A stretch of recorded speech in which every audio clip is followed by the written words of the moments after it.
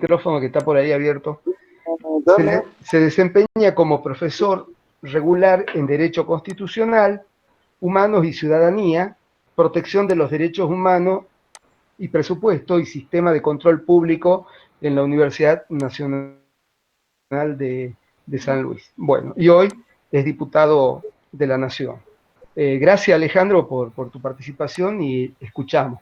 Les pido que cierren los micrófonos para evitar interferencias. Gracias. Muchas gracias a vos, Chato, por la presentación. Un saludo para todos los que están participando. En primer lugar, quiero felicitarlos por esta iniciativa que tienen de los talleres. Me parece que en este contexto que estamos viviendo de la cuarentena es muy positivo aprovecharlo como instancias de formación, y en eso que ustedes armen estos seminarios una oportunidad para discusión dentro del partido. Claramente necesitamos generar en el partido muchos ámbitos para poder discutir nuestras ideas, trasladar nuestros principios también a acciones concretas de política pública. Y aún en la desgracia de lo que estamos viviendo es un buen momento para hacerlo ahora, y desde luego que estas herramientas de comunicación digital nos lo han permitido. Les quiero agradecer también enormemente por la invitación, y para hablar de este tema en particular también, que es sobre el cual yo he presentado un proyecto apenas comenzó la pandemia. Siento también que se ha desarrollado muchísimo en estas semanas la discusión sobre el tema, y eso ya me pone muy contento, el hecho de que se está instalando en la agenda pública. Y veo también cierto ánimo en el partido y en algunas voces de que lo vayamos instalando esto como una agenda de política pública, una bandera que nuestro partido luche, ¿no? Entonces, si me permitís, Chato, yo lo que quiero es en unos minutos poder presentar un poco cómo yo llegué a esta idea, y también cómo, primero eso, de lo teórico, de lo económico, y después también cómo lo presenté, cómo llegué al tema de presentar el proyecto en este contexto que estamos viviendo, y a partir de eso también pensar cómo lo podemos pensar hacia el futuro, y con eso el intercambio que podamos hacer y las opiniones. Yo la verdad que el tema del ingreso básico universal lo pensé siempre fundamentalmente a partir de los procesos de automatización, de los procesos productivos, el desarrollo de la robótica, la inteligencia artificial, el machine learning. Si nosotros tenemos todo un desarrollo de la tecnología en el mundo que básicamente va aumentando la productividad de los procesos productivos. Esto tiene un crecimiento exponencial. Si uno ve el desarrollo que hay de la inteligencia artificial, cómo surge de Silicon Valley en Estados Unidos, y cómo se va, digamos, toda la tecnología adaptando a los procesos productivos en el mundo, ve que realmente los cambios son muy vertiginosos. Esos cambios son muy vertiginosos también en el mundo y en toda la producción, no solo a partir de lo que se denomina inteligencia artificial misma, que es como la programación que hacemos de los robots para que vayan desarrollando tareas, sino fundamentalmente también lo que se denomina el machine learning, que es una disciplina extraordinaria en que ya no solo que programamos a las máquinas para que desarrollen tareas, sino que las máquinas por sí mismas aprenden los códigos y desarrollan sus propios procedimientos para aprender, y a partir de eso aplicar el razonamiento que hoy hacen los humanos.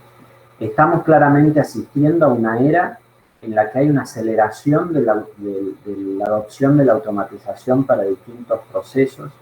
Esto es algo de cuando se hablaba décadas atrás, parecía casi como de ciencia ficción, ¿no? El tema de que los robots reemplacen el trabajo humano.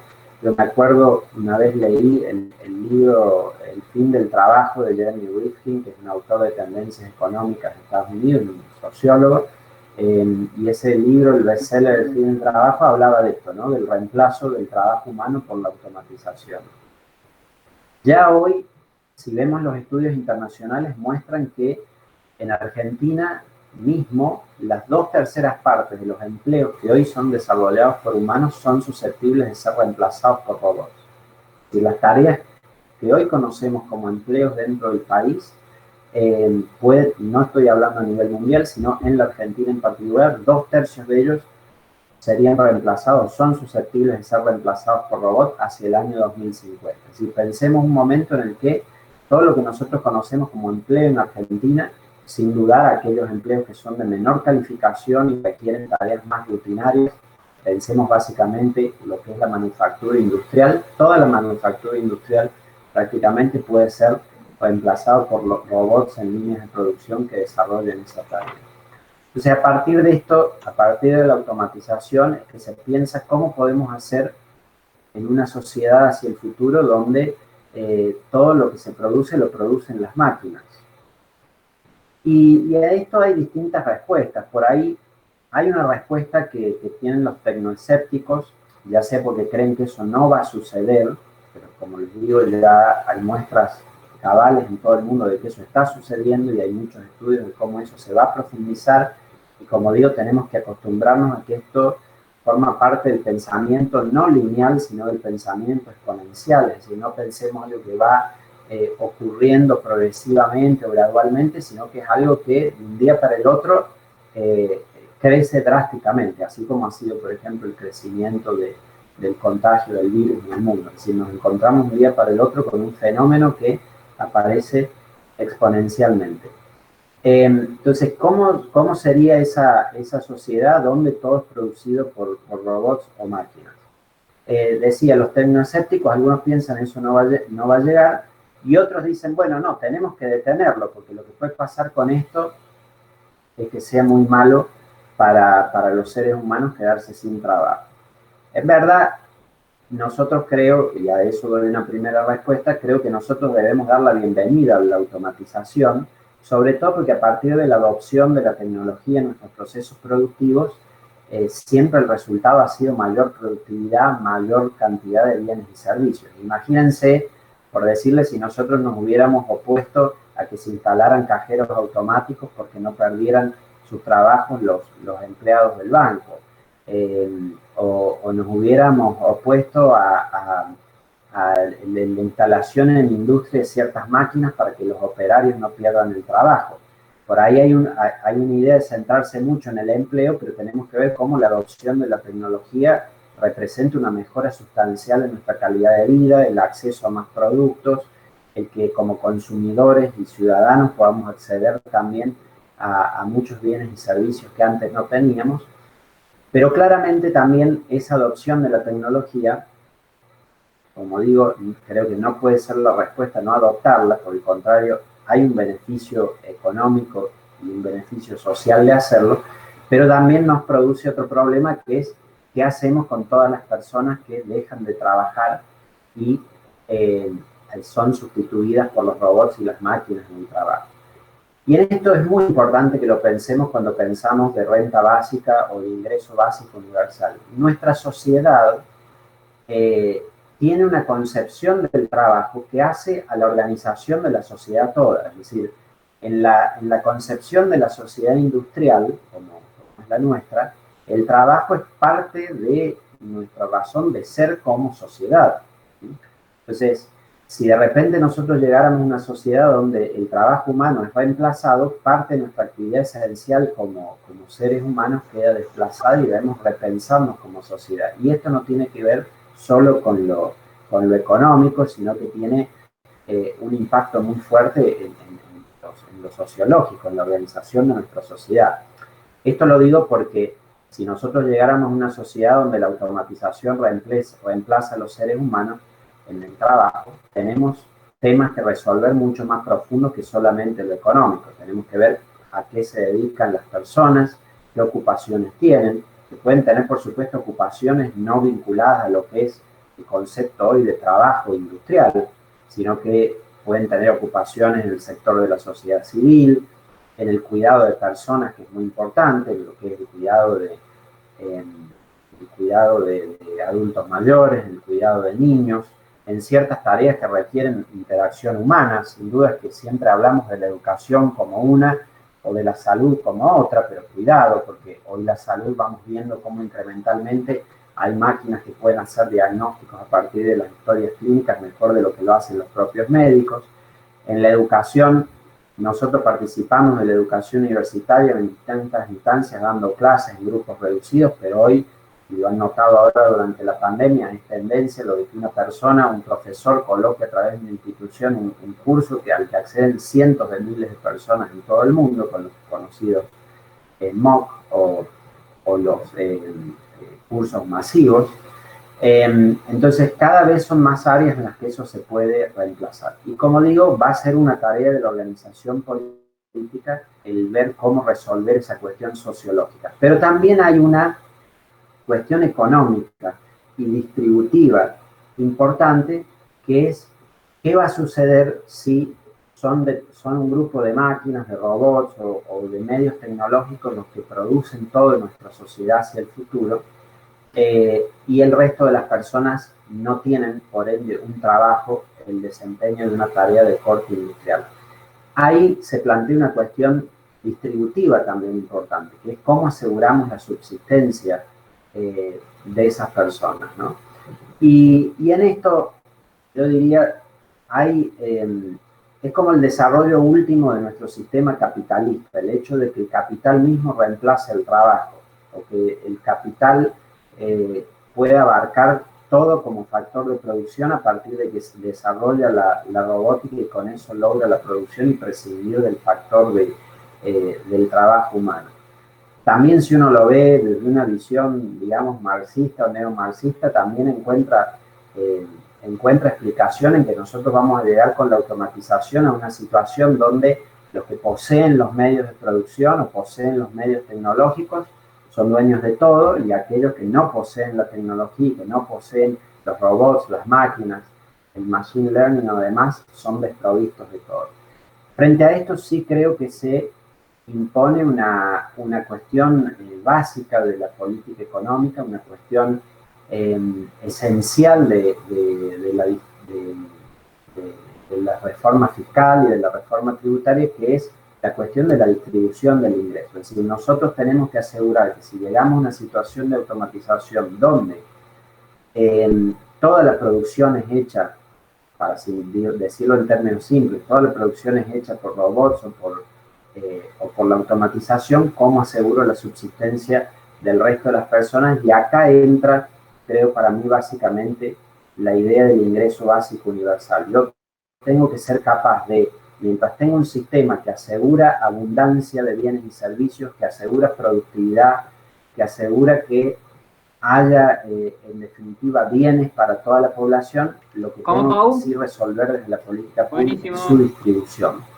Y la forma más básica, más plural, democrática, igualitaria de hacerlo es si yo aseguro un ingreso mínimo para todos los ciudadanos. Y así resolvería el conflicto distributivo, y esto es básicamente la idea del ingreso básico universal.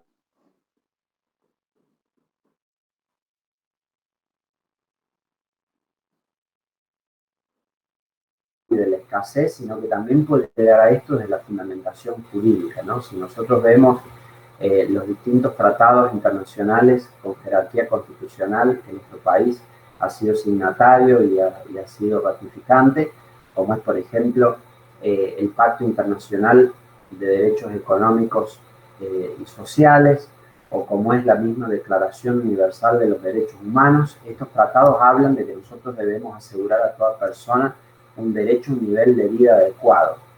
En otras palabras, y en un sistema de economía de mercado como el que tenemos nosotros, una de las formas de asegurar un derecho a un nivel de vida adecuado es a partir de proveer un ingreso que le permita a las personas poder adquirir una canasta básica de bienes y servicios.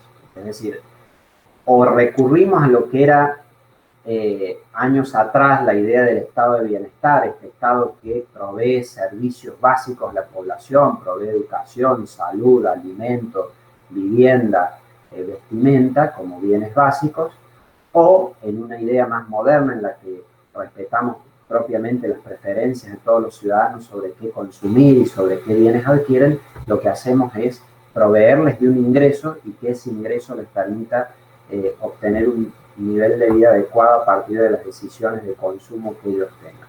Por las dos vías, por las vías de la fundamentación económica y por la vía de lo jurídico, llegamos a esta misma conclusión, creo, de que es necesario que implantemos un sistema, sobre todo hacia adelante, de ingreso básico universal para lograr que todos los ciudadanos cumplan con el adquirir sus bienes básicos y el tener un nivel de vida adecuado.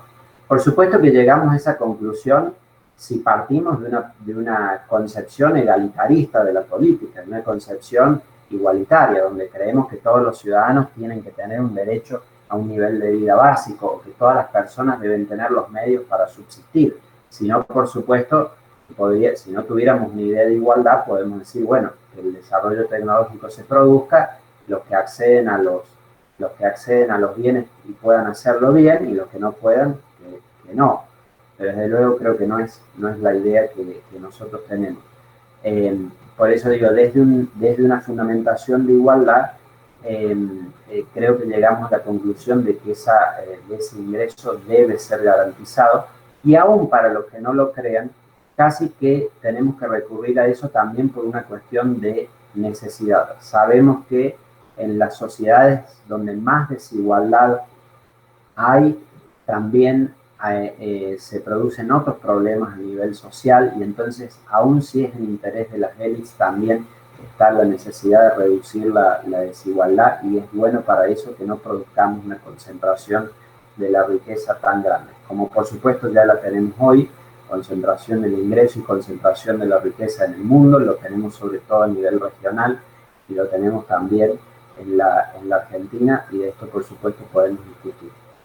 Ahora, ¿cómo esa argumentación teórica, digamos, de la idea del ingreso básico universal nos trae al presente, y nos trae el contexto también de la pandemia y lo que estamos viviendo por el coronavirus y lo que hemos presentado en el Congreso? Básicamente, como decía, esa idea teórica del ingreso básico universal se produce en un contexto donde, por causa del desempleo tecnológico, por causa de la automatización, nosotros llegamos a tener una situación donde una gran parte de la población, por ejemplo, las terceras partes que les decía, cuyos empleos son susceptibles de ser reemplazados, se queda sin ingreso. Obviamente que esto no era en la idea teórica algo que pasara de un día para el otro, era algo que ocurría gradualmente o progresivamente en el tiempo, pero esa era la situación económica que justificaba el hecho de que hubiera un ingreso básico. Bueno, lo que ha sucedido en la pandemia, y por otros motivos, claramente no por el desempleo tecnológico, pero sí porque de un día para el otro se paralizó la economía, se ordenó el aislamiento social preventivo y obligatorio, y cada uno se tuvo que quedar en su casa, y con eso se paralizaron muchísimas actividades, salvo las esenciales. Se produjo la situación fáctica de que millones de personas están en su casa sin tener trabajo o sin desarrollar una actividad, y a partir de eso sin ingreso. Es decir, por una situación desgraciada claramente, se produjo aquel contexto o aquel presupuesto fáctico para el desarrollo del ingreso básico universal, que de repente muchísimas personas se quedaron sin ingreso.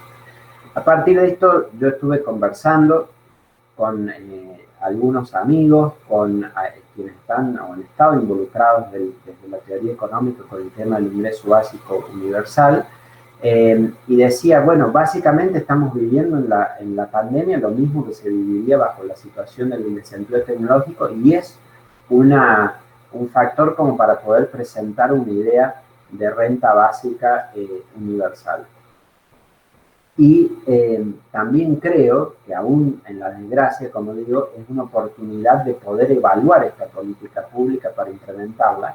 Y con esto es que yo presenté el proyecto de ingreso básico universal de emergencia. Es decir, presentamos un proyecto que lo adaptamos al contexto de la pandemia.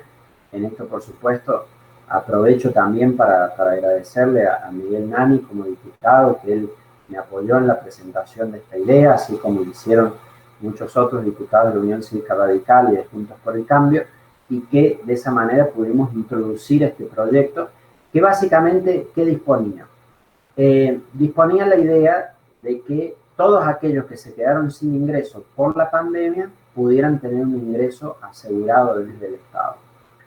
No es una idea de ingreso básico universal estrictamente, en el sentido que sea para absolutamente todos los ciudadanos, y en esto quiero explicar por qué, pero es básicamente cercano a eso con la idea de que todos aquellos que no tienen ingresos la reciban. Es decir, dijimos que salvo que fuera alguien que tuviera un ingreso provisto por el Estado, ya sea en términos de estar en relación de dependencia como empleado público o por percibir una jubilación o una pensión. Pensemos que además hoy para los adultos mayores hay una asignación que está garantizada universalmente, que es la pensión universal para el adulto mayor. Hay para los niños también una asignación que es garantizada universalmente, que es la asignación universal por hijo, o también la asignación por hijo como asignación familiar en caso de la relación de dependencia, que la perciben los progenitores, los tutores, pero es en cabeza del niño. Pero lo que tenemos es una población adulta de entre 18 y 65 años que no tiene garantizado ningún ingreso universal. Entonces nosotros dijimos, establezcamos un ingreso básico universal de emergencia para toda la población adulta mayor de 18 a 65 años, salvo que sea perciba una jubilación o pensión o que esté en relación de dependencia en el sector público o en el sector privado. Y para eso establecimos que se garantizara una prestación vinculada con la canasta básica alimentaria, por la idea de que sobre todo durante la emergencia que vivimos es necesario asegurar que todas las personas puedan comprar los alimentos y los insumos básicos necesarios hoy para sobrevivir. Esta idea la presentamos, la discutimos con algunos de los funcionarios de gobierno, yo se la presenté al ministro de Desarrollo Social, a Arroyo, la hablé con los funcionarios del Ministerio de Economía, con quienes habíamos estado en contacto, al secretario de Seguridad Social también de la Nación, y el gobierno desarrolló a partir de eso la idea del IFE, del Ingreso Familiar de Emergencia. ¿Qué diferencias y similitudes hay entre el IVU de emergencia nuestro y el ingreso familiar de emergencia del gobierno? Bueno, muchas en verdad. Es un esquema también de prestación universal para todos estos adultos mayores, como decía. La diferencia es que el gobierno excluyó a algunos grupos que nosotros habíamos incluido, particularmente a los monotributistas de categoría C y superiores y a los autónomos, que si bien se presume son personas de renta superior, también están en la situación de que no están en relación de dependencia ni tienen ingresos fijos, pero el gobierno optó por excluirlos. Y lo otro que cambió el gobierno es que no, en vez de hacerlo por individuo, con la idea de un ciudadano como lo habíamos presentado nosotros, lo hizo por el grupo familiar, calculando una familia tipo de 4 personas, ¿no? Entonces, nosotros lo hacíamos para un individuo con media canasta básica alimentaria, que es 2.700 pesos. El gobierno decidió hacerlo para una familia de 4 por 10.000 pesos. Era básicamente lo mismo. Ahora, un detalle que debo dar, y esto hace a lo que discutamos hacia el futuro como política, es que tenemos un desconocimiento profundo nosotros de la informalidad en la Argentina, y esto es muy importante tenerlo en cuenta para el diseño de una política. Es muy distinto diseñar estas políticas en otros países donde el grado de formalidad es mucho más alto, que acá en Argentina, donde el 45%, es decir, prácticamente 1 de cada 2 de los jefes o jefes de hogar no son asalariados. Nosotros tenemos un 23% de jefes de hogar que son trabajadores informales, un 22% que son cuentapropistas y solo un poco más de la mitad son asalariados. Entonces, esto requiere que para Argentina las soluciones sean un poco distintas o estudiemos la informalidad bien, porque una cosa que pasó es que, por ejemplo, claramente tanto el gobierno como nosotros erramos severamente en el cálculo del costo de este programa. Para ponérselos en números, yo cuando hice el cálculo del ingreso básico universal de emergencia, lo estimé en 44.000 millones de pesos mensuales. Esto es anualmente 1.8 puntos del PBI. El gobierno lo estimó en 40.000 millones de pesos mensuales, es decir, 4.000 millones menos, apenas, muy similar. y terminó costando el doble, está costando 80.000 millones de pesos mensuales, que es lo que costó para abril. Ahora el gobierno ha anunciado que se prorroga para el mes de mayo, y esto pasa porque no tenemos buena información en el Estado, las bases de datos no son completas. Se estimaba que iba a haber una inscripción para 3,6 millones de personas, más los beneficiarios de AUH, y resultó ser que se inscribieron 12 millones de personas y se le otorgó a 8 millones de beneficiarios. Entonces tenemos que tener muy presente, si discutimos una política para adelante, esta cuestión de los datos. Claramente hoy, en el contexto de la emergencia, esta es una respuesta que están dando distintos gobiernos en el mundo, más allá de sus signos ideológicos. Lo hizo Hong Kong, que distribuyó el equivalente a $1.250 por cada ciudadano. Lo hizo Estados Unidos, donde el presidente Trump dijo que enviaba cheques a cada uno de los ciudadanos. Lo hizo Perú, que estableció un bono para las familias vulnerables, y lo hicimos en Argentina a través del ingreso familiar de emergencia. Creo que para poder hacer una discusión hacia adelante, yo soy de la idea de que más allá de la emergencia, nosotros tenemos que discutir un esquema de ingreso básico universal con carácter permanente como política pública. Me parece que una de las grandes ventajas como política social de tener una política universal es de que tengamos una política no clientelar, sino que sea una política establecida objetivamente, sin discrecionalidad en el otorgamiento. Para eso sirve que sea estrictamente universal. Un cuestionamiento que puede surgir es el de, bueno, ¿por qué lo vamos a hacer estrictamente universal y darle la renta a quienes no la necesitan? Acá hay dos respuestas que se pueden hacer en la implementación. En un primer momento, uno lo que puede asegurar es un piso de renta o de ingreso básico universal, es decir, asegurar que todos los ciudadanos tengan un ingreso que esté por encima de cierto umbral, aquellos que lo consiguen por sí mismos, que así lo hagan, y los que no, lo garantizamos desde el Estado. Esto obviamente que lleva a un esquema más barato de implementación. El problema que puede tener es que haya, o lo negativo es que haya cierto desincentivo en el mercado de trabajo. Es decir, si yo soy un trabajador informal, me conviene de esa manera permanecer en la informalidad para percibir el ingreso, porque si paso a la formalidad lo podría dejar de percibir, mientras que si es completamente universal, da igual que yo sea trabajador informal o formal, lo voy a percibir igual. Entonces tendría una ventaja que sea universal propiamente o estrictamente en términos de que no produzca ese incentivo.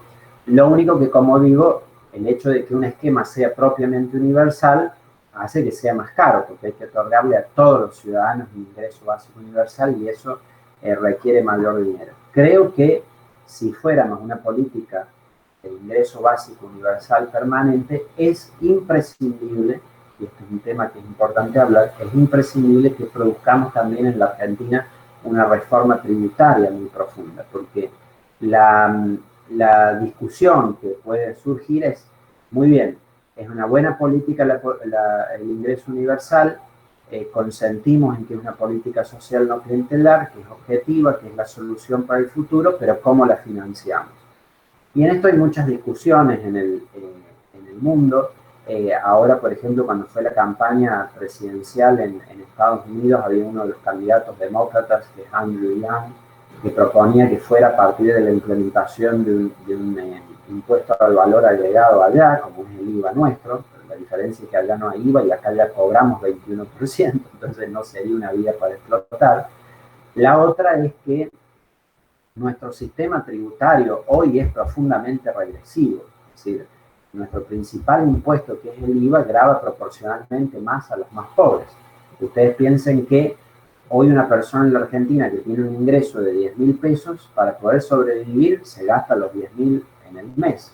Entonces, el 21% de su consumo es también el 21% de su ingreso.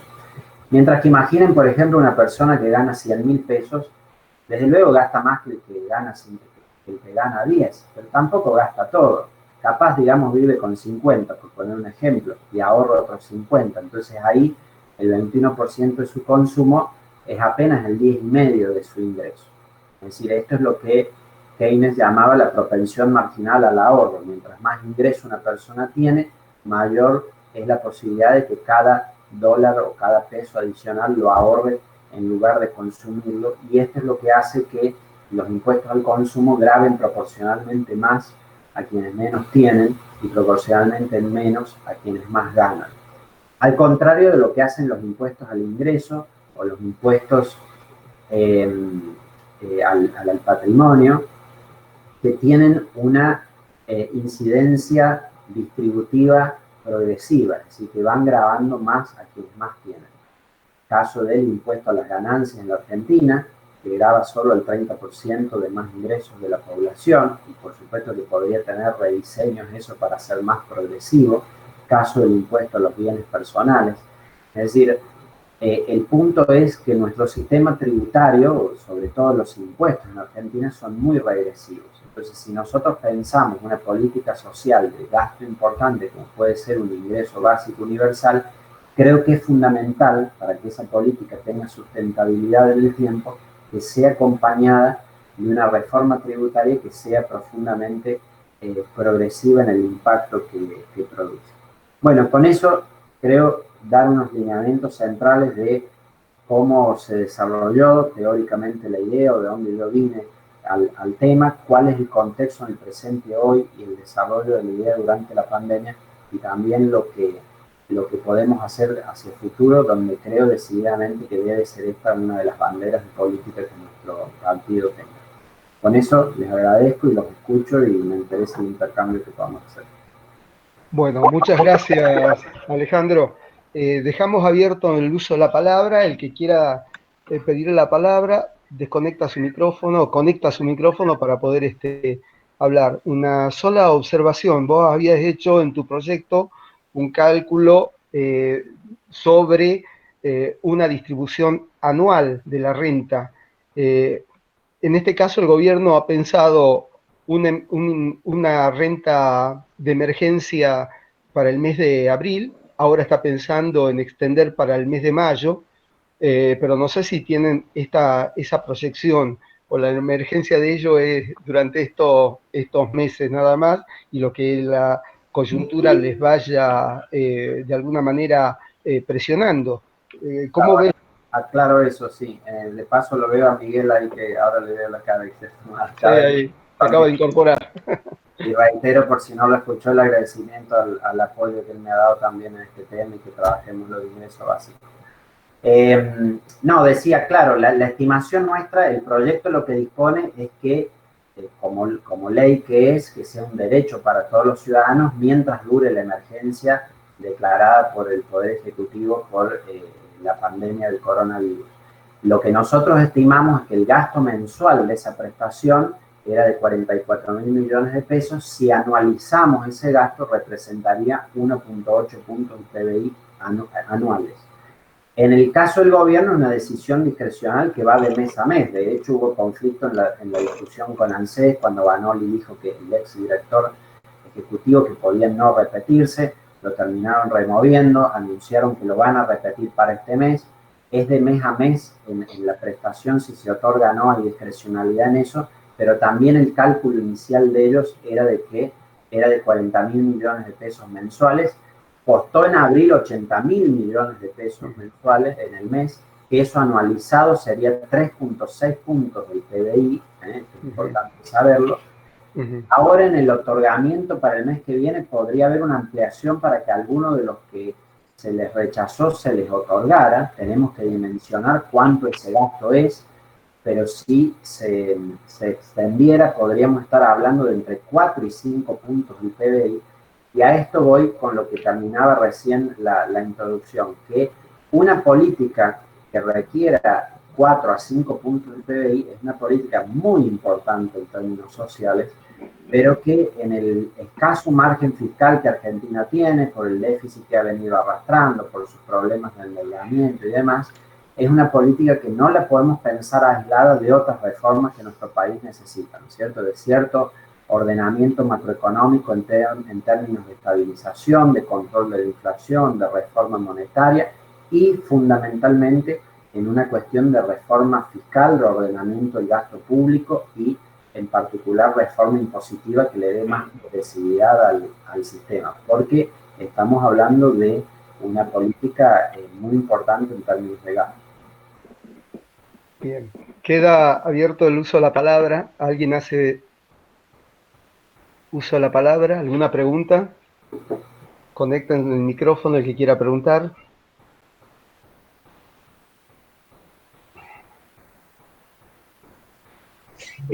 Yo quería hacer una pregunta, soy Sergio Quintana. Sergio Quintana. Alejandro, vos habías realizado una presentación en relación a cómo llegás al debate sobre la renta básica universal en función de la cuestión de la automatización del trabajo y de que esa automatización del trabajo aumentaría el crecimiento de la productividad, de la abundancia de algún sector de la sociedad que pueda concentrar esa riqueza, y que este esquema de renta básica sería un beneficio en el sentido de que mayor cantidad de gente en el futuro no cercano, en el futuro cercano se iba a quedar o va a quedar sin trabajo, porque los trabajos que hacía con anterioridad empiezan de alguna manera a desaparecer. Habías puesto el ejemplo de los cajeros, etcétera, etcétera. Y había llegado por ahí a la cuestión de la renta básica por ese problema. El segundo elemento que habías planteado, que había llegado a la problemática de la renta básica porque evidentemente los pactos internacionales o o los acuerdos internacionales a los cuales nuestra Constitución ha adherido, nuestro país ha adherido, como el Pacto de San José de Costa Rica o las diferentes resoluciones sobre los derechos humanos, también plantean que hay que tratar de propender a mayores niveles de bienestar y de igualdad, ¿sí? Y había llegado a ese debate a la renta básica, ¿sí? Yo dos preguntas en realidad. La primera sería si el esquema de hoy de política social que tiene la Argentina, ¿sí? La cantidad de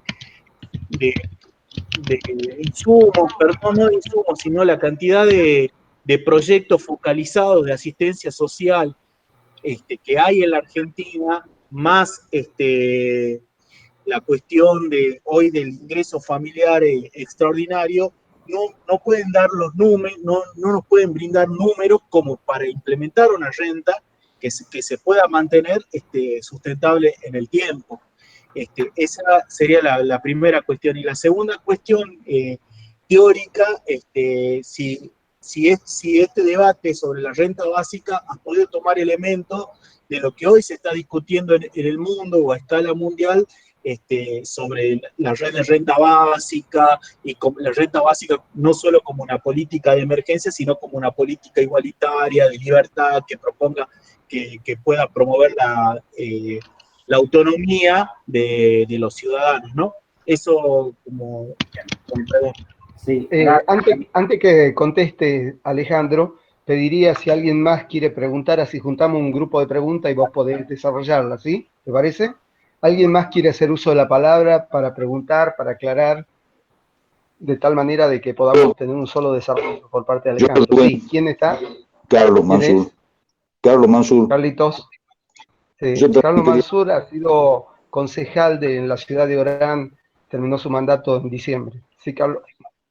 Sí, yo le quería plantear al diputado una inquietud que tengo respecto de este tema, que me parece que, si bien es cierto el tema de la reforma tributaria, obviamente se impone, nosotros en el país tenemos un problema que es la infraestructura distributiva.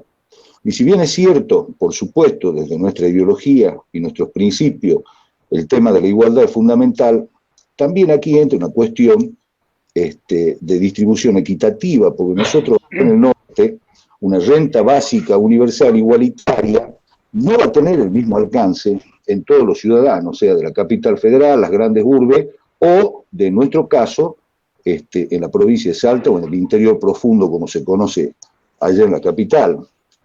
Y tenemos además una falencia muy importante, que es propia del sistema económico, que es la resistencia de los precios a la baja. Nosotros no tenemos un buen sistema de control, o por lo menos de conocimiento, de los pasos de las cadenas de valor en el sistema productivo argentino. Yo creo un problema que es generalizado en los países con desarrollo similar al nuestro. Por lo tanto, esas disparadas de precios que se provocan generarían un desfasaje en esta renta universal que llevaría a tener que hacer actualizaciones permanentes, la conflictividad social que por ende traería aparejado esa cuestión de paz social que se buscaría, creo yo, que es el fin último, ¿no? O sea, que los ciudadanos puedan vivir en paz, sabiendo que hay un Estado que organiza la convivencia y que le permite alcanzar todos esos valores que son propios de la búsqueda de la vida de la persona. Pero yo creo, fundamentalmente, que esas disparadas de precios no provocan un incremento correlativo en la renta fiscal del Estado, de tal manera que esa distribución pueda actualizarse en la forma o en el volumen que haría falta en función de las escaladas de precios, fundamentalmente en los bienes de consumo de primera necesidad. Básicamente sería eso. Tengo un montón de otras inquietudes, pero para usted, diputado, que es un gusto verlo, además, y que me enorgullece, y un abrazo grande también para Miguel, y un agradecimiento grande para el Chato también. Bueno, gracias. ¿Alguien más para que le cedamos la palabra a Alejandro? No sé si se entendió cuál es mi planteo. Sí, sí.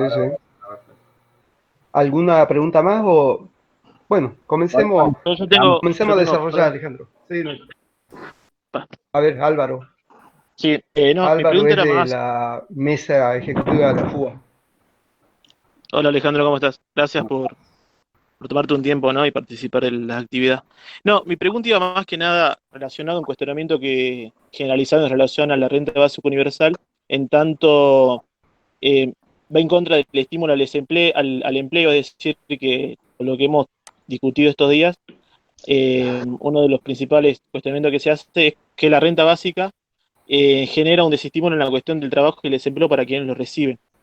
Mi pregunta era más que nada orientada a cómo concebís vos esta cuestión en relación al empleo, y por otro lado, si mal entendí, la discusión del RBU va de la mano con una reforma tributaria estatal, digamos. Preguntarte si se encuentra en la agenda legislativa actualmente una discusión en torno a la reforma tributaria. Bien, bueno, si les parece arranco con esas que... Sí, adelante. Sobre lo primero que planteaban, sí, yo creo que hay un tema crucial en nuestra economía. Para mí es el problema económico central, que es el de la desigualdad. Nosotros tenemos un serio problema de distribución del ingreso en el mundo, lo tenemos en nuestra región, en América Latina, y también... ¿Me escuchan bien ahí? No, había alguna dificultad, había una distorsión, a ver si tu micrófono... Bueno. Decía, es un problema el de la desigualdad y la distribución del ingreso en todo el mundo, en nuestra región, en América Latina y también particularmente en Argentina. Y aún peor es la distribución de la riqueza. Si uno ve, por ejemplo, los estudios que ha hecho Piketty, que es uno de los economistas franceses que ha sido muy relevante por su libro de Capitalismo del siglo XXI, ahora escribió otro sobre capitalismo e ideología, lo que muestran es que el stock de acumulación de capital muestra una desigualdad aún más profunda que lo que es la distribución de la renta y del ingreso. Entonces, esto es claramente un problema que nosotros tenemos que resolver, y con todo lo positivo que yo hablé de la automatización, con todo lo positivo que dije del desarrollo tecnológico, si nosotros no corregimos la distribución o no resolvemos el conflicto distributivo, nos podríamos encontrar con una situación donde tengamos un grupo de personas que son dueños del capital, el famoso 1%, que concentran todo el capital y con eso la renta, y otro grupo de desplazados que no tienen nada. No es gran noticia que, por ejemplo, durante la pandemia misma, el hombre más rico del mundo, que es Jeff Bezos, el dueño de Amazon, creció su fortuna en $30.000 millones de dólares más, mientras otros no tienen con qué vivir y no tienen ingreso. Entonces, el conflicto distributivo es un conflicto central en nuestra economía, y creo que así como es positivo la automatización, el desarrollo de los procesos tecnológicos para aumentar nuestra productividad y con eso los bienes y servicios que tenemos y claramente nuestra calidad de vida va aumentando a partir de los bienes que podemos consumir y eso hay que darle la bienvenida. También tenemos que resolver la cuestión de la distribución. Y en esto se plantea un poco si nosotros hacemos política social del siglo XX o hacemos política social del siglo XXI, ¿no? Desde luego que siempre tenemos grupos en los que focalizar y los que necesitan de más ayuda, pero el tema es cómo los ayudamos. Por ejemplo, lo de la tarjeta alimentaria que ha implementado el gobierno hoy, y lo digo, ni siquiera lo califico yo, por las palabras del propio ministro de Desarrollo Social en una reunión en la que estuvimos, él dijo, yo soy consciente que estoy haciendo política social del siglo XX. En esto de, le doy la tarjeta, donde le condiciono que compre determinados bienes.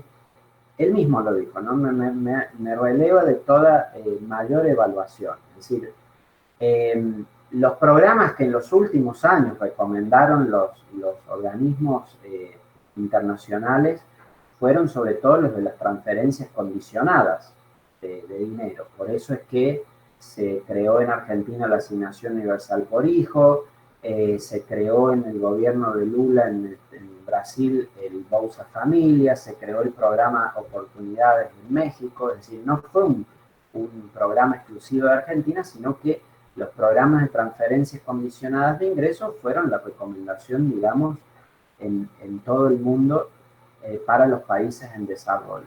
Programas sociales focalizados. Programas sociales focalizados. Claro, lo que se trata es básicamente de transferencia de dinero, esa fue la evolución respecto a transferir bienes directamente, en la idea de que la ciudadanía con ese dinero decide a dónde asigna ese consumo, y la verdad que nosotros tenemos formas de poder ver cómo focalizar esa ayuda. Es decir, sabemos que en Argentina hay un 30-35% de la población que está en una situación de pobreza estructural. En distintos ciclos económicos, por ahí la pobreza se profundiza. Hoy claramente se va a profundizar la pobreza a partir de esta situación que tenemos. En situaciones de crisis por ahí llegamos al 50%, pero estructuralmente andamos en el 30-35%, que no tenemos el listado de quiénes son pobres en Argentina. Es una estimación a partir de encuestas permanentes de hogares que hacemos, pero tenemos algunas variables proxy que nos permiten acercarnos. Es decir, no sé exactamente quiénes son el 30% más pobre de la población, pero sí conozco o tengo la base de datos, digamos, del Estado, de quiénes son los beneficiarios de la asignación universal por hijo, o quiénes son los jubilados que perciben la mínima. Entonces, una aproximación de quiénes son las personas que menos ingresos tienen, tengo. Y por eso es que cuando uno hace estimaciones de distintas políticas, todo lo que sea transferencia de ingresos a ese sector mejora la incidencia distributiva de nuestras políticas, ya sea porque aumente la asignación universal por hijo, o porque haga una devolución del IVA a los beneficiarios de AUH, a los beneficiarios de la NINI, porque mejoro la disposición de ingresos, el ingreso disponible de aquellos que menos tienen. Ahí hay una cosa muy importante. Entonces, lo primero diría, esto necesitamos como política igualitaria, la idea de transferencia de ingresos, que en la política de ingreso básico universal, como se piensa modernamente, ya no es siquiera una transferencia condicionada, porque se supone que si es un derecho que yo tengo para un nivel de vida mínimo o básico o adecuado, entonces se me transfiere el ingreso para que yo, dentro de mi libertad, decida en qué lo consumo. Entonces es una razón más de corte, digamos, filosófica, la de no establecer condicionalidad, porque si yo se lo doy a todos los ciudadanos, por igual, no debiera caer en una actitud paternalista decirle a algunos de esos ciudadanos en qué lo deben gastar si a otros no se los digo. Es decir, yo cuando, por ejemplo, a quien paga impuesto a las ganancias le doy la deducción especial y le permito que deduzca eso de impuestos, que es una forma como de compensación de ingresos,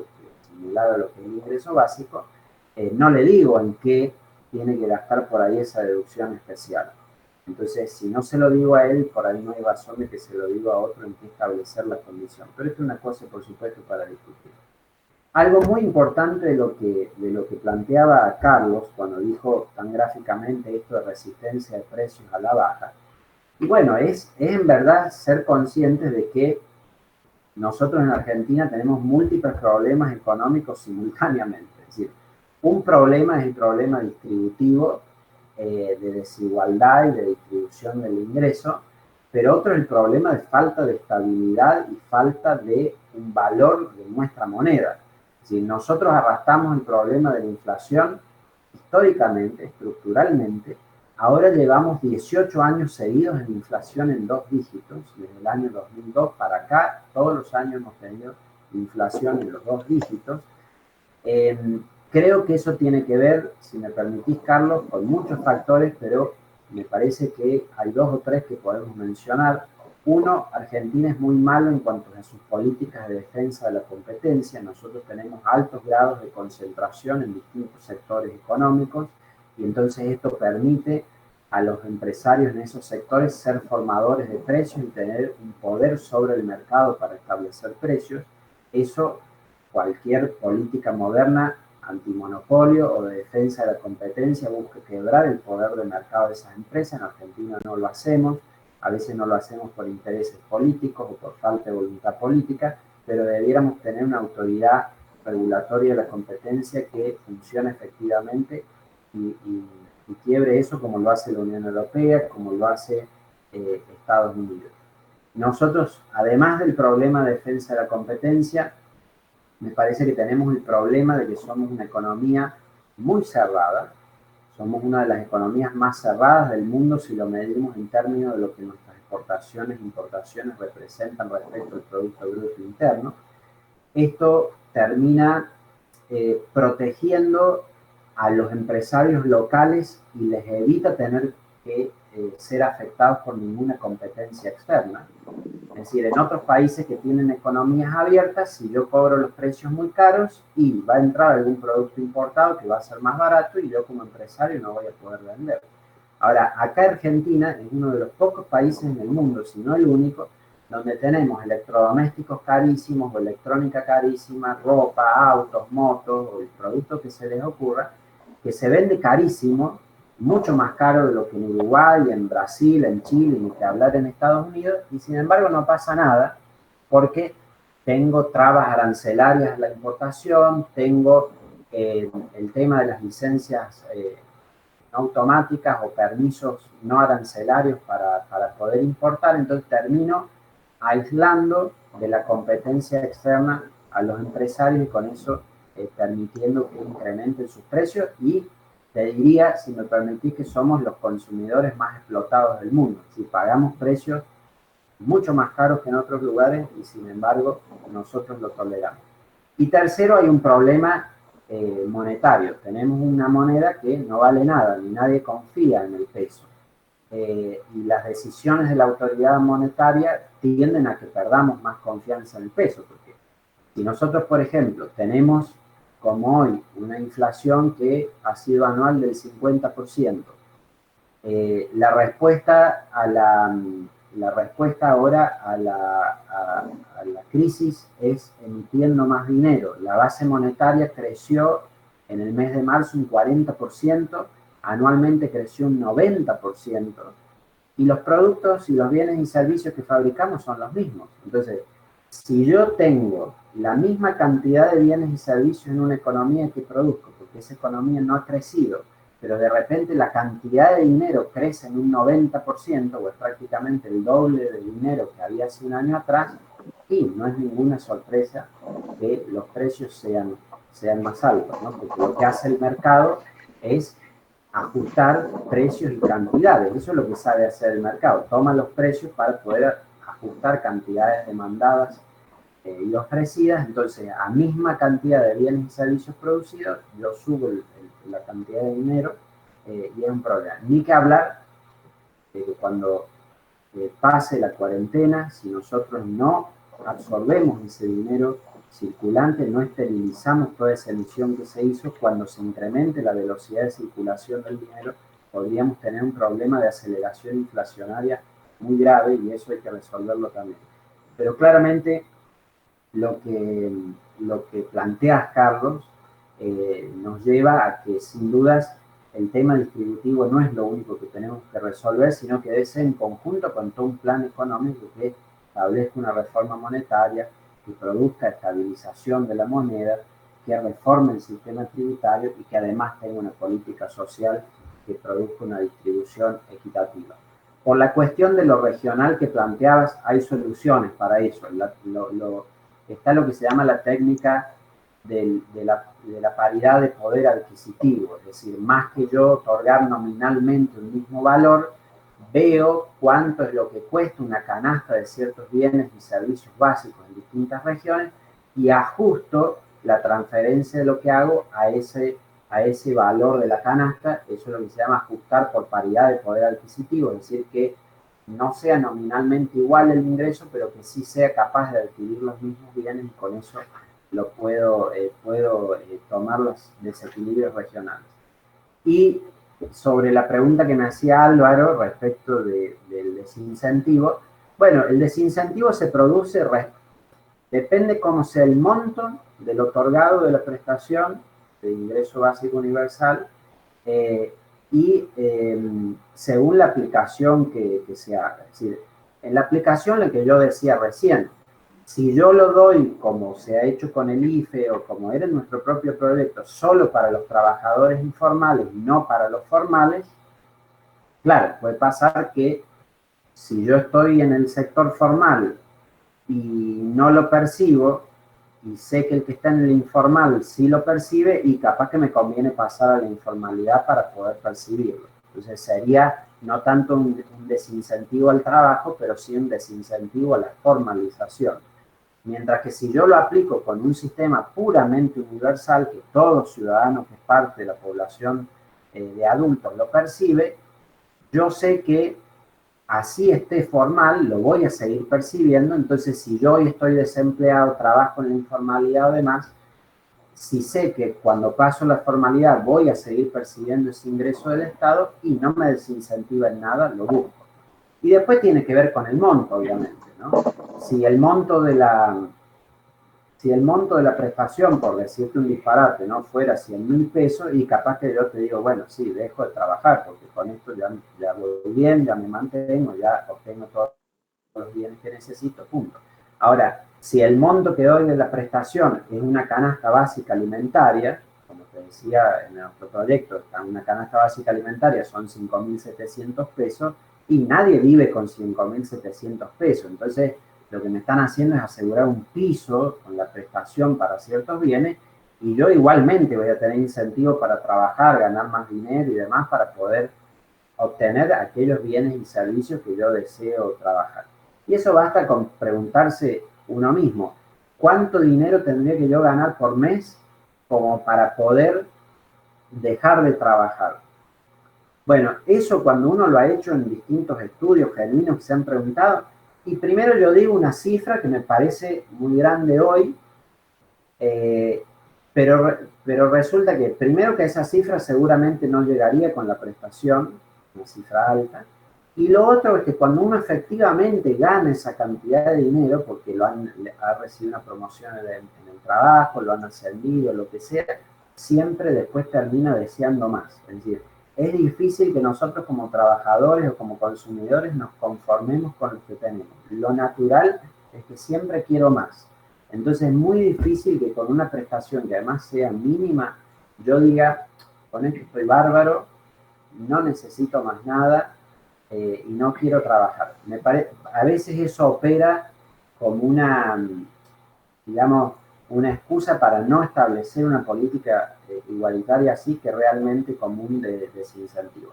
Veo mucho que hay, y esto da para discusión larga, ¿no?, pero veo que muchas veces se critica lo de la política social desde un preconcepto, cierto prejuicio, primero exagerando los beneficios que las personas reciben y después creyendo que todo el mundo se conforma con poco. Y por eso digo, el mejor test es ver con qué se conforma uno mismo. Y en general, cada uno de nosotros, si somos honestos, queremos siempre más de lo que tenemos. Apagaste, Chato, el audio, no te escuchamos. Ya lo activamos. Bueno, queda abierto para alguna pregunta más, así tampoco le quitamos más tiempo a Alejandro. Creo que vamos a seguir con estos talleres y vamos a seguir debatiendo y discutiendo. ¿Alguna pregunta más? Por allí, Miguel, Miguel Nani decía que le parecía importante saber los otros proyectos que tenés presentados también. Pero antes de esto, si queda alguna pregunta sobre renta básica y la agenda parlamentaria, antes de preguntarte esto otro. ¿Alguna pregunta? ¿Alguien hace uso de la palabra? Chato, Silvagre. Hola, Bagre. La pregunta sería, cuando él presentó el proyecto del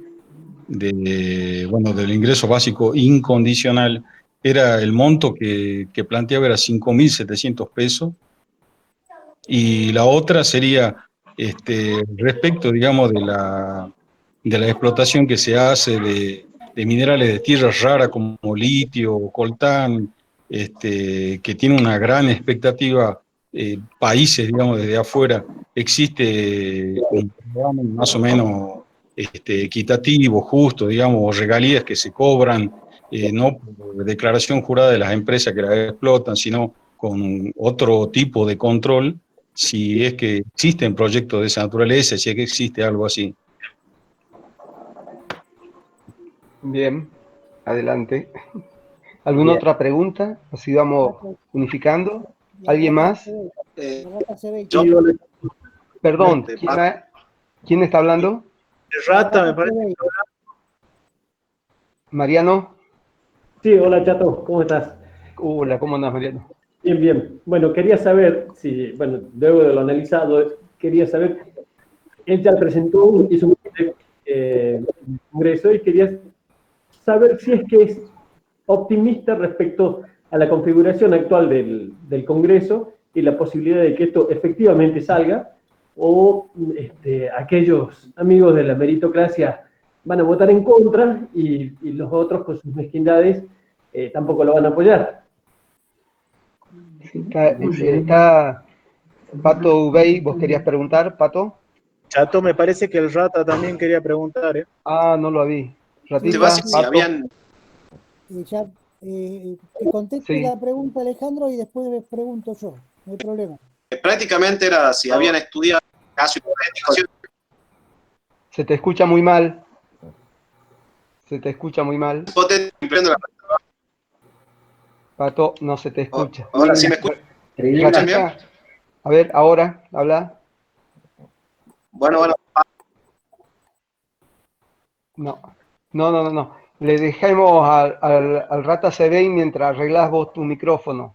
Ratita. Escribíla por el... Se la escriba por el chat, si no, y la leo y hablo. Perfecto. ¿Me escuchan? Carlito, Sebey. Bueno, mi pregunta está vinculada con la articulación del ingreso básico, o como se termine denominando, con relación a los regímenes jubilatorios preexistentes. Me parece que es un tema no menor, porque habría alguna franja importante de los jubilados, tanto provinciales como nacionales, que están por debajo de la línea de beneficio y de lo que en definitiva quede como la línea de beneficio, y hay algunos que están por encima. ¿Cómo se articularía esa cuestión? Bien. Pato, ¿ya arreglaste tu micrófono o pasamos? Hola, ¿quién más? ¿Lourdes? Sí, yo quería hacer una pregunta. Bien, adelante. Me quedan dudas sobre el cálculo que él hace en el proyecto que ya presentó de 5.700 pesos, que creo que ya lo preguntaron algunos de los chicos, cuando nosotros sabemos que el índice de pobreza en Argentina, para no ser indigente, es de 17.000 pesos en la actualidad, ¿no? Eso, que me resuelva esa duda nada más. Bien, vamos Alejandro, así. Bien.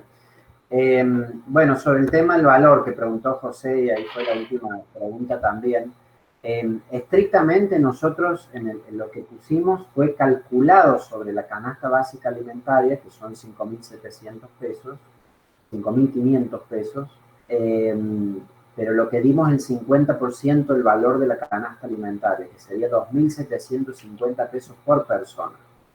Esta es la canasta básica como medida de alimentos, solo de alimentos. Pensemos que hay dos canastas, una que incluye otros bienes y servicios, que es lo que mide la línea de pobreza, y por el otro lado está lo que es la canasta básica alimentaria, que es lo que mide la línea de indigencia, ¿no? Y esto según si uno lo calcula por persona o por familia. Nosotros lo que hicimos fue tomar por persona el 50%, por supuesto que podríamos disponer más, si tenemos la decisión política de hacerlo más, pero fue lo que consideramos prudente como para un primer inicio de esta política y para decir, bueno, transferimos cierto dinero del Estado para que todos puedan comprar algún grado de alimentos y medicamentos, insumos básicos. Antes de que lo observe cualquiera, yo mismo me di cuenta al poco tiempo de presentar el proyecto que era muy poco el monto, porque basta con que uno vaya al supermercado y trate de hacer una compra para la semana y ya ves lo que gastás.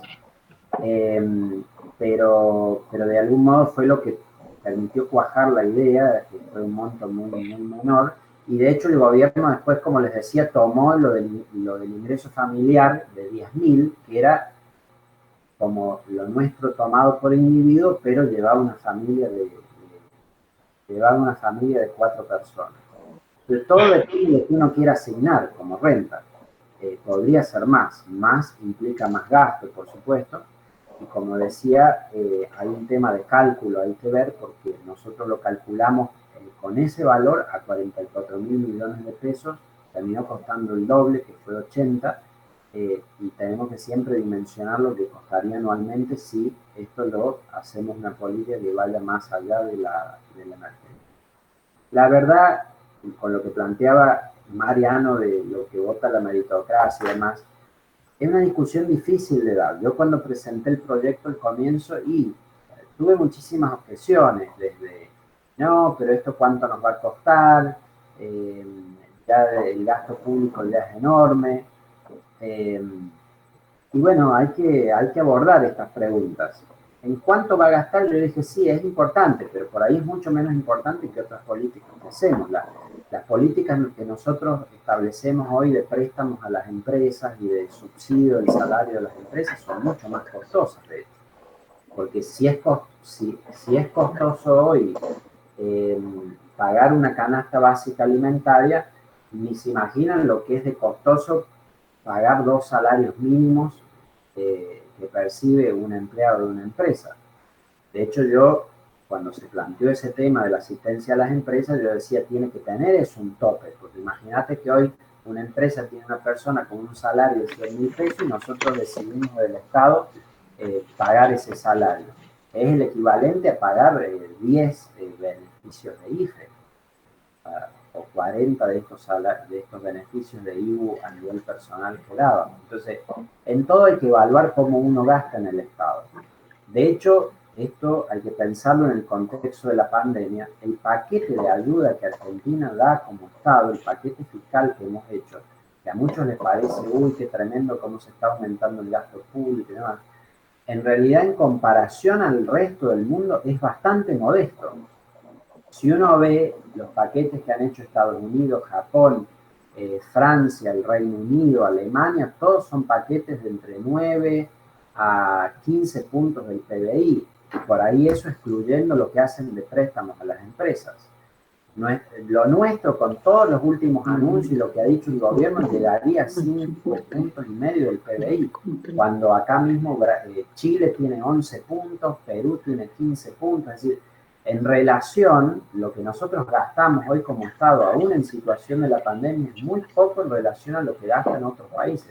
Claro, el problema es que nosotros no tenemos de dónde sacar dinero, ¿no? Porque hay otros países que emiten porque no tienen problemas de inflación. Nosotros tenemos un 50% de inflación. Y lo que emitimos, como dije recién, vamos a tener problemas fuertes después para poder estabilizarlo. Otros países se endeudan a tasa cero. Hoy Estados Unidos, Alemania, los países de la OECD se endeudan a 0% o tasas negativas de interés.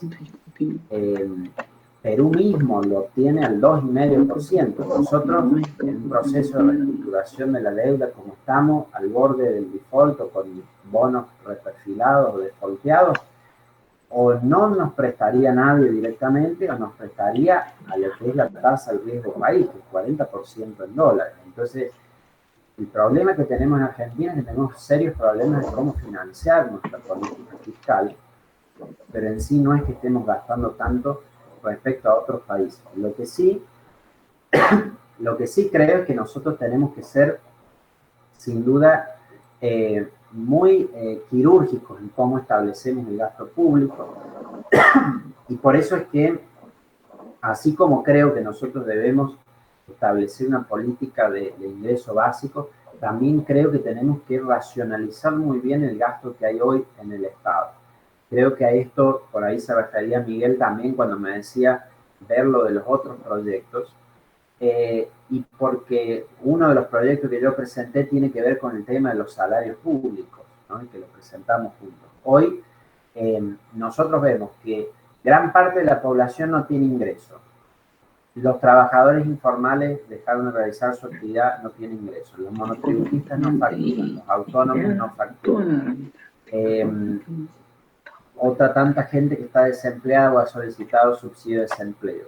Las pymes han dejado de tener gran parte de su actividad. Básicamente todos están sin ingresos. El propio sector privado, a partir de la paralización, hace que los empleados del sector privado se estén discutiendo rebajas salariales, y los únicos que tenemos el 100% de los ingresos somos los que estamos en el Estado.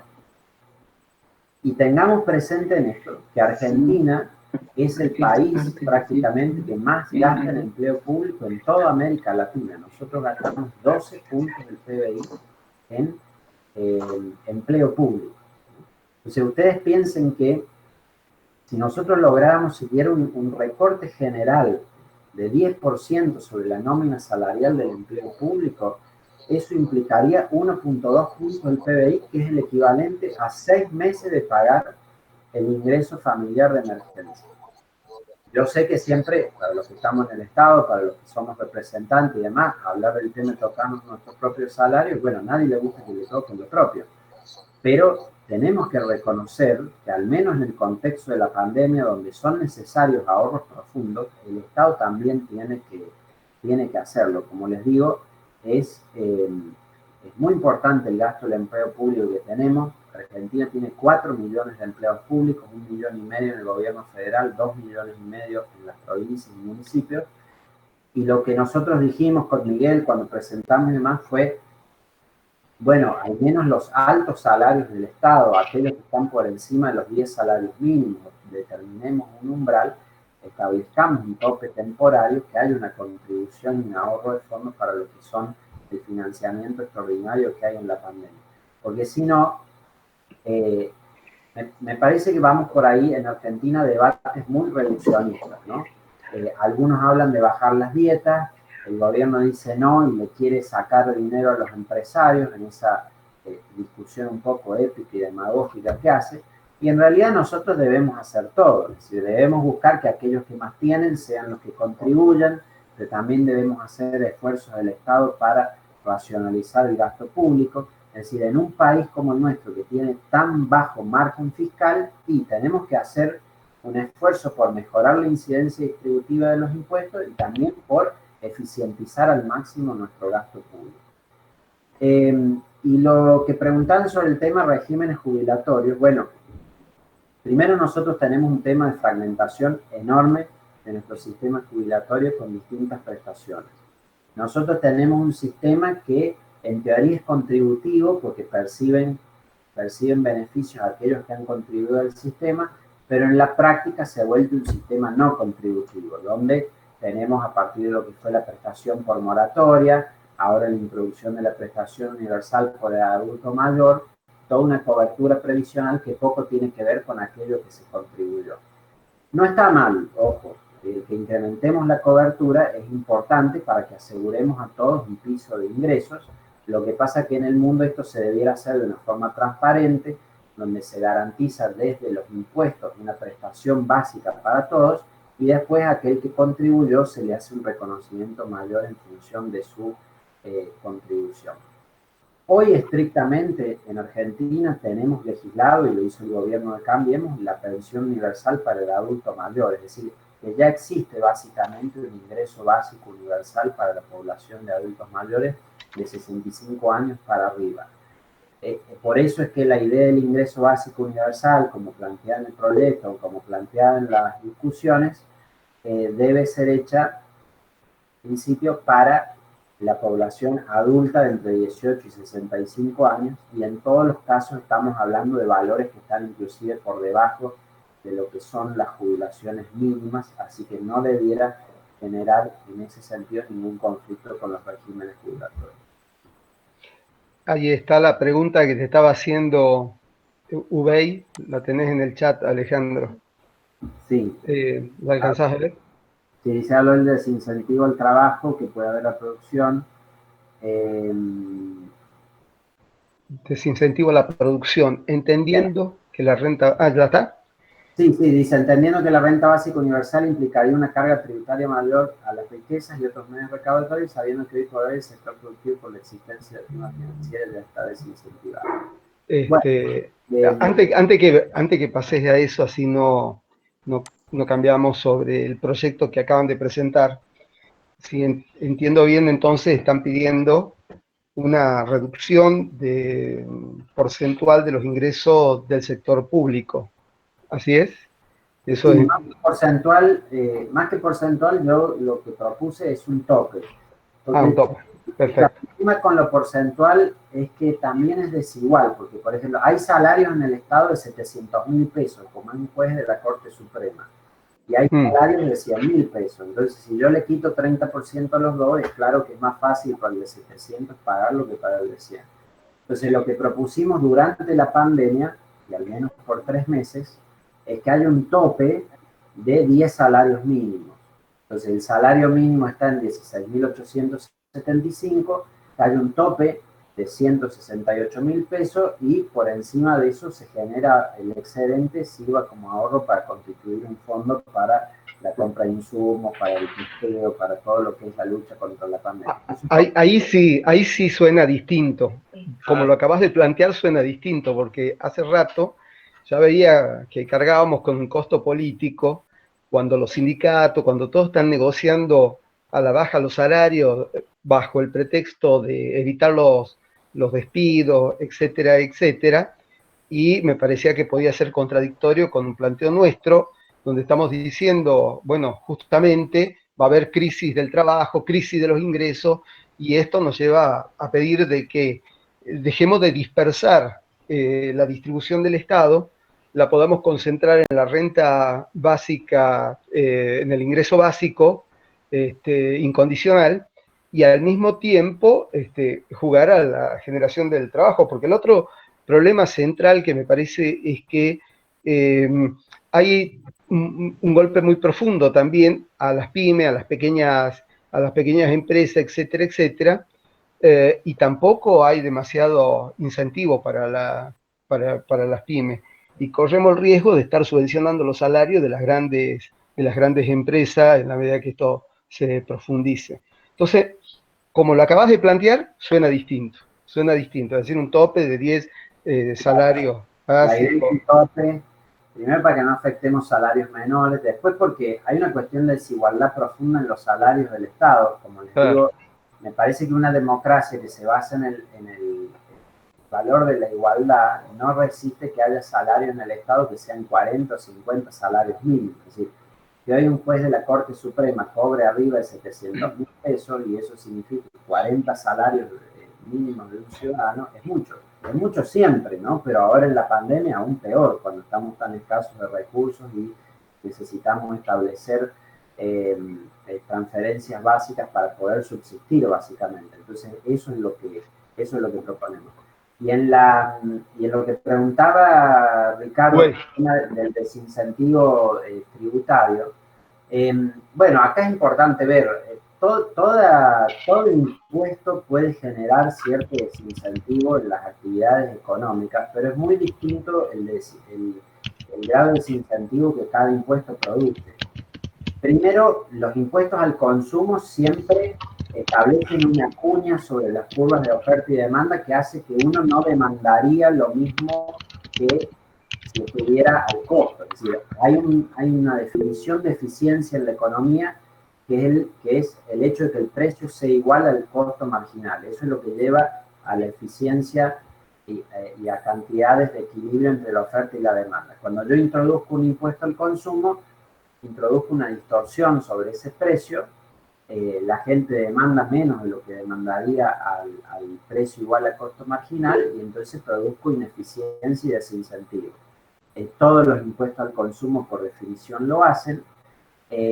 Cuando yo cobro impuesto a las empresas, cuando es un impuesto a la sociedad, a las ganancias de sociedades comerciales, también produzco cierto desincentivo porque en parte ese impuesto es trasladable a consumidores o es trasladable al trabajo y entonces produce desincentivo en estos mercados. Por eso es que cuando se empezó a discutir el tema del impuesto a la riqueza, yo dije no hay que aplicarlo a las empresas porque encima de que las empresas vienen muy golpeadas, si yo introduzco un impuesto adicional que eso se puede trasladar a consumo o trabajo, no es absorbido enteramente por el contribuyente y eso produce distorsiones y por ende no es bueno. En general, impuestos indirectos, impuestos al comercio, impuestos al consumo, producen este tipo de distorsiones y desincentivo. Por el otro lado, los impuestos directos a las personas físicas sobre el patrimonio y los ingresos son los impuestos más altamente progresivos, y por ende son los que no son trasladables, son los que absorbe el contribuyente casi el 100% del impuesto y por ende son los más eficientes también en términos de no producir distorsiones económicas. Por eso creo que así como el gasto público debe ser eficiente, también el sistema impositivo debe ser eficiente en lograr el menor cúmulo de distorsiones e incentivar más la actividad económica y eso hay una forma de diseñarlo y estudiarlo para evitar el desincentivo. ¿Sí? Bueno, no te queremos quitar más tiempo. Si alguien tiene alguna pregunta más o quiere avanzar en alguna posición, así vamos terminando este taller. ¿Alguien va a hacer uso de la palabra? Parece que Miguel quería hablar ahí, Chato. Sí, sí. Miguel. No, muchachos, bueno, en primer lugar, qué lindo verlos a todos, tantas caras amigas del interior. Y bueno, dos cosas. Primero, pedirles disculpas porque llegué tarde, estábamos en reunión del bloque. No sé quién lo habrá presentado, cómo lo habrán presentado Ale, pero la verdad que Alejandro, yo no soy de regalar elogio, ustedes lo saben, en poquitas horas en nuestro bloque, no digo días, apenas llegó en el mes de diciembre, se convirtió en un referente ineludible nuestro. Hoy le diré que las posturas más vanguardistas que tuvo nuestro bloque fueron por parte de Ale, ¿no? Tanto en esta ley de topes salariales, no sé si se acuerdan ustedes también, las primeras leyes cuando Alberto le pegó el manotazo a los jubilados, Alejandro presentó impecable un proyecto paralelo muy bueno, que no tuvo cabida, bueno, después de topes salariales. Las sesiones estas vía Zoom, digitales, virtuales, Alejandro fue uno de ellos. La verdad que es un crack, te lo decía Chato en privado el día que me invitaste, así que los felicito a ustedes chicos, a los chicos de la juventud, a vos Chato, al Ateneo Arturo Ilia, porque la verdad que se pasaron. Agradecerles a ustedes y a Ale, que realmente se ha tomado el tiempito y nos comparta sus cosas. Cada proyecto de él daría para un taller de estos que están armando ustedes, ¿no? Pero la verdad que un fenómeno y por lo menos quería entrar, saludarlo y agradecerle. Sería importante, Alejandro, disculpa, sería importante que en la medida que puedas, la gente de tu oficina nos mande alguno de los proyectos para que lo podamos ir analizando, estudiando y vamos haciendo alguna actividad para dar difusión porque nos parece importante esa tarea hacia adentro del partido, hacia los dirigentes. Y en este momento en el grupo hubo en un momento 33 participantes, ahora quedan 29 y están distribuidos gente de Jujuy, está Guillermo, hay un grupo de Córdoba, hay gente de La Plata, no sé si alguien más, y después un grueso de la gente de Salta.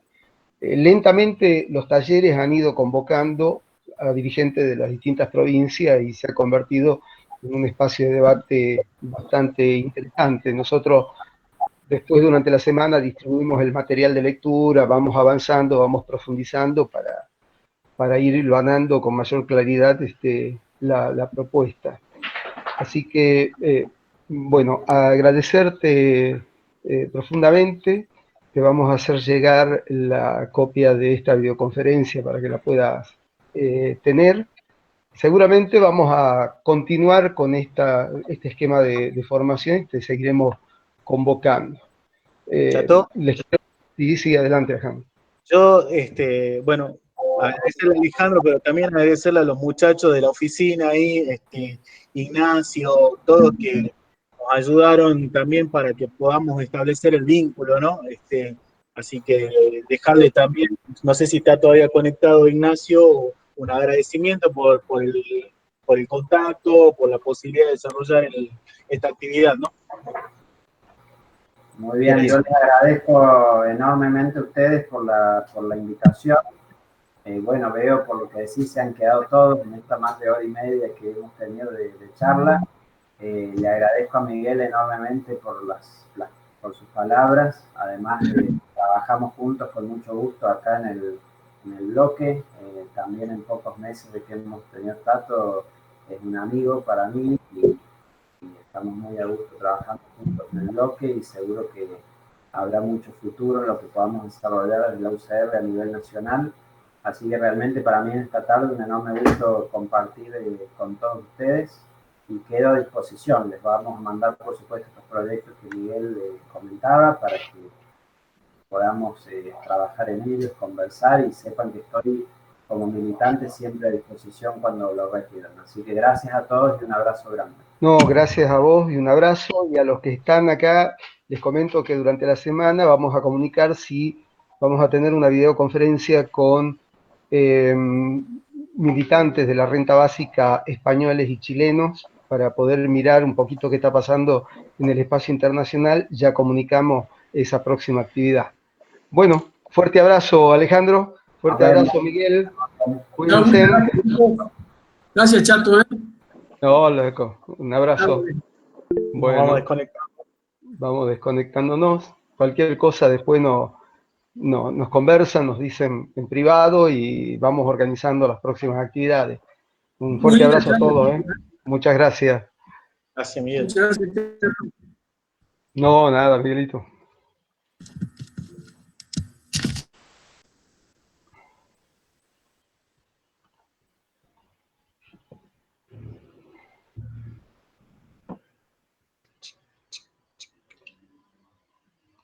Iván, ¿todo ok, Iván? Todo bien. ¿Pudiste grabar?